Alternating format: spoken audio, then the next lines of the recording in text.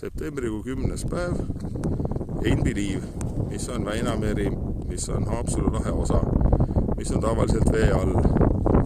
Seal taustal taamal on Haapsalu, nii kaugel kui silm ulatab, ei ole mitte mingit vett, seal taga on pulmakivi, sealt tuleb, kõik läheb mööda, siis hakkab pullapää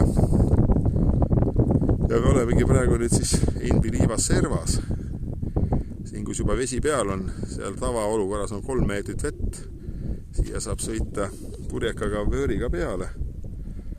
Seal on obulaid. Keerame veel, üks purjekas on praegu laeva tee peal, tal ei olegi mõtet siia poole tulla. Vormsi.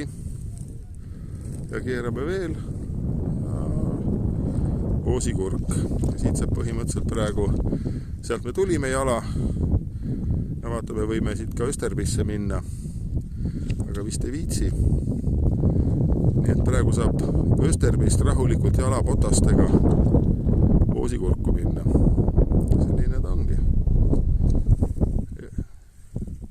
Ja vesi ei olegi väga palju maas, -50, nii et tegelikult see maa kerge, et see Einbiliiv, võib-olla meie silmad ei näe seda, aga järel tuleb põlv näeb selle ära, kui see siin kõik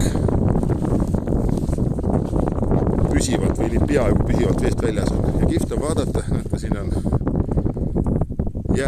kevadist jääminekut on näha, kivi on olnud siin ja sõitnud põrra, kraavan järgi sinna.